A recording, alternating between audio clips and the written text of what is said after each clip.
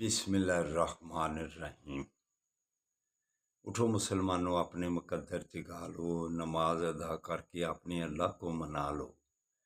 کھول کے دیکھ چشم دل، آتا ہے لطف کیا نماز میں، ہر طرف آتا ہے نظر نور خدا نماز میں۔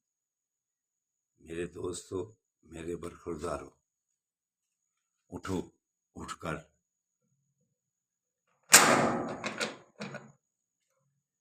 نوافل کا وقت ہے، نوافل ادا کر لو۔ اور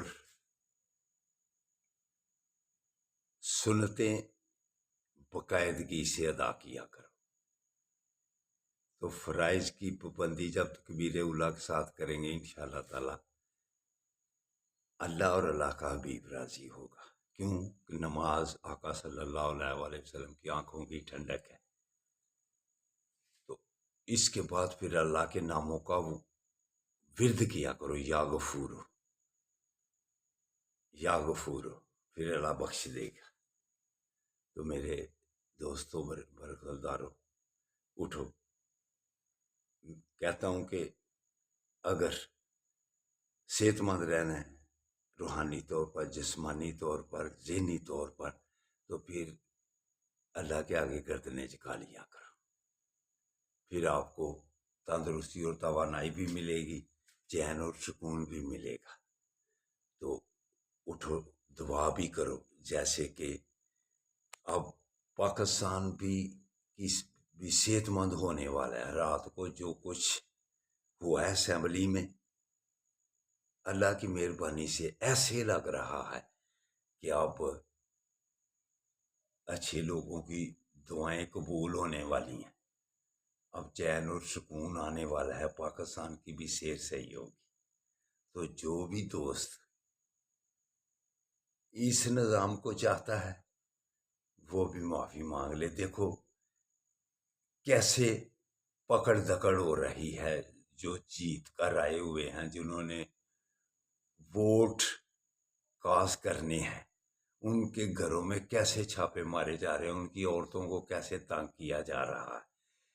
جو بھی تھوڑا سا بھی جس کے ذہن میں اچھی بات کوئی ہے، کیا وہ یہ نظام پسند کرے گا کہ چادر اور چار دیواری کا خیال رکھے بغیر لوگوں کے گھروں میں گھس کر عورتوں کو تنگ کیا جائے، عورتوں کو اغوا کیا جائے اور ایم پی ایم این اے کو اغوا کیا جائے؟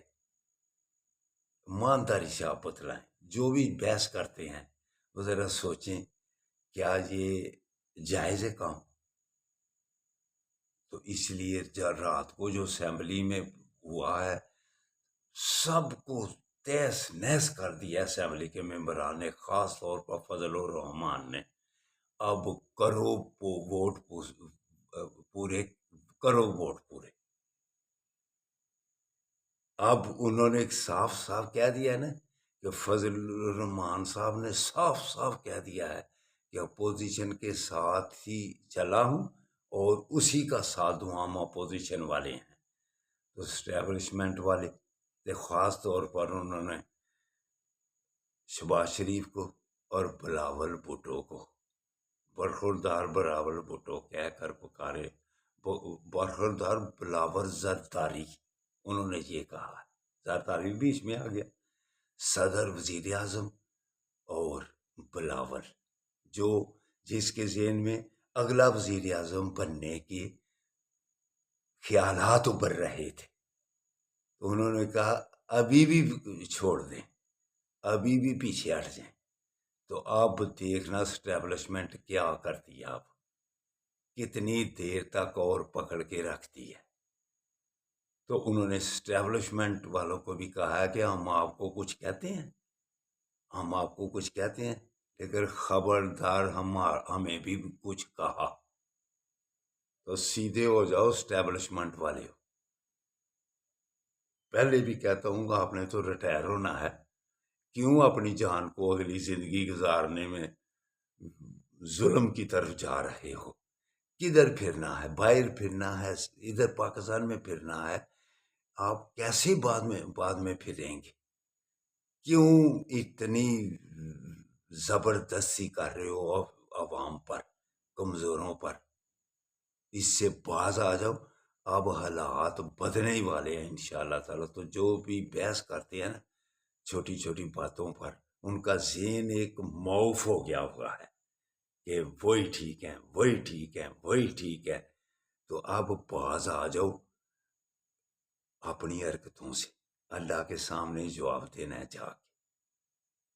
تو اٹھو میرے دوستوں، میرے برخورداروں، تو خاص طور پر الیکشن کمشنر بھی ہوش کے ناخن لے۔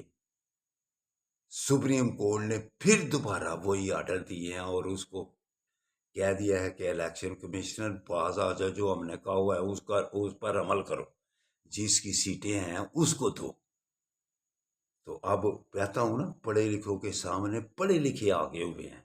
اب یہ جو ہمارے جیسے لوگ ہیں نا بحث کرتے ہیں، اب بحث کرنی چھوڑو اور حق کے ساتھ چلو، فارم 40 والوں کے ساتھ چلو، فارم 47 کو اب پیچھے چھوڑ دو، ان کی تباہی ہونے والی ہے اب۔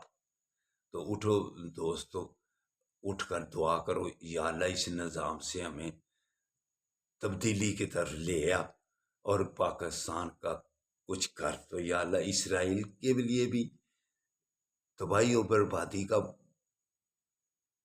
وہ بندوبست کر دے، اور پاکستان میں بھی اس نظام کا کوئی بندوبست کر دے۔ یا اللہ آپ کی مہربانی ہوگی، یا اللہ بدل دے ان کو، بدل دے ان کو، بدل دے ان کو۔ اٹھو، اٹھ کر برخوردار دعا کرو۔ اللہ حافظ، اللہ حافظ، اللہ حافظ۔